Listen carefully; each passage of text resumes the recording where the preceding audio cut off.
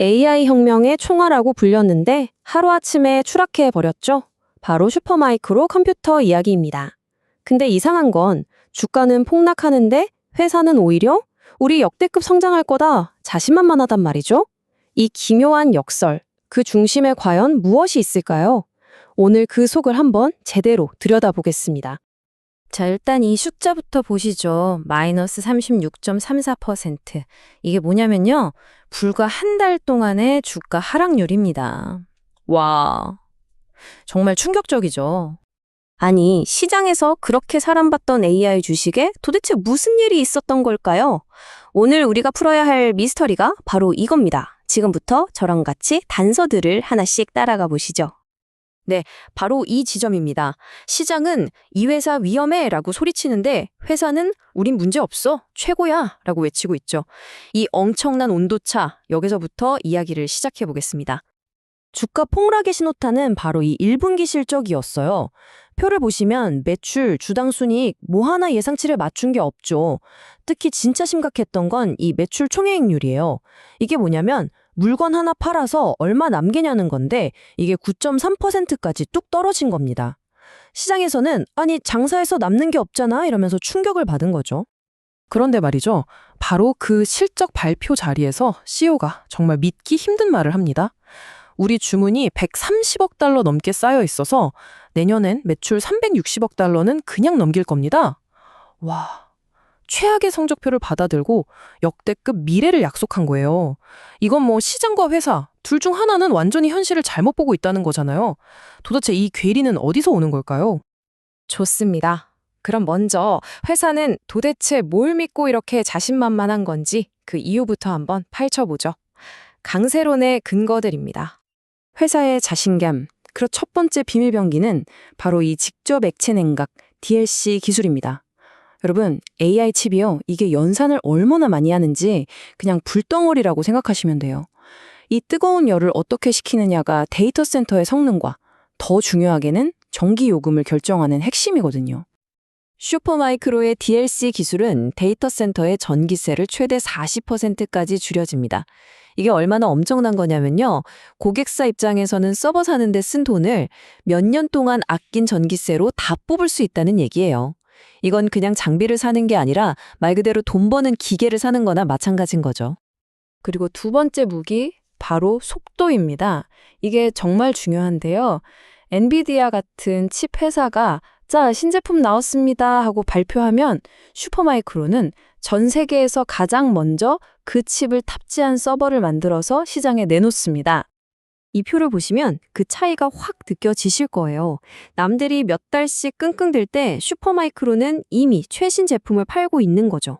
하루가 다르게 기술이 바뀌는 이 AI 시장에서 몇 달이라는 시간은 거의 영원과도 같아요. 그러니까 고객들 입장에서는 당연히 가장 빠른 슈퍼마이크로를 찾게 되는 거고요. 이 속도가 바로 이 회사의 가장 강력한 경쟁력인 셈입니다. 그리고 이 속도가 그냥 말뿐이 아니라는 건 매출이 증명해주죠.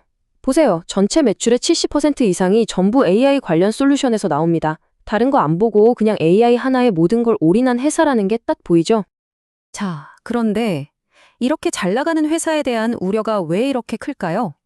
빛이 강하면 그림자도 짙은 법이죠. 이제부터는 시장이 두려워하는 약점들, 그 어두운 면을 한번 살펴보겠습니다. 약세론의 가장 핵심적인 근거가 바로 이 그래프에 다 담겨 있습니다. 한때 15%가 넘었던 매출 총이익률, 즉 마진율이 불과 몇 분기 만에 9%대로 그냥 수직으로 꽂혔습니다. 이건 아무리 많이 팔아도 손에 쥐는 돈이 계속 줄어들고 있다는 뜻이거든요. 투자자들 입장에서는 정말 등골이 오싹해지는 신호죠.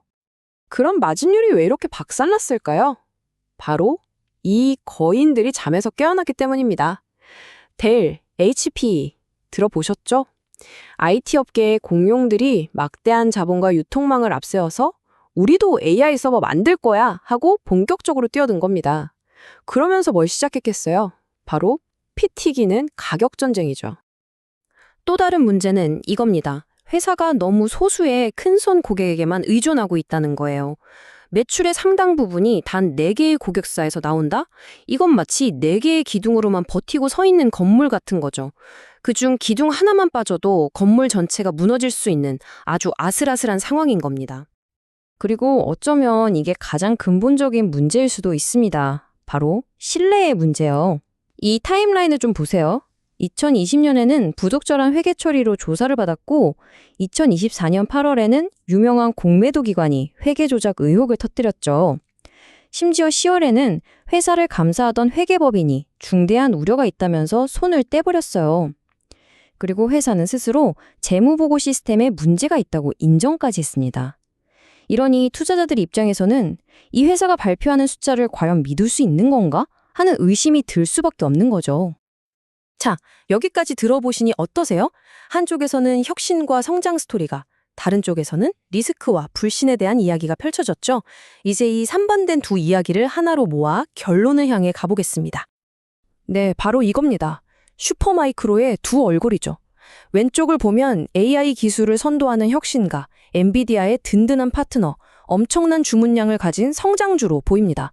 하지만 오른쪽을 보면 이익은 줄어들고 거대 경쟁자들에게 치이고 과거 회계 문제까지 있는 불안한 기업으로 보이죠. 완전히 다른 두 개의 회사를 보는 것 같지 않으신가요? 그래서 마지막 질문은 결국 이것 하나로 모아집니다. 이 회사의 가장 강력한 무기인 속도. 이게 과연 누구도 따라올 수 없는 이 회사를 지켜줄 단단한 성벽, 즉 해자가 될 수 있을까요? 아니면 그저 거대 기업들과의 치킨 게임에서 잠시 앞서 나간 것뿐이고 결국엔 따라잡히고 말까요? 이 질문에 대한 여러분의 생각이 바로 슈퍼마이크로의 미래를 예측하는 열쇠가 될 겁니다.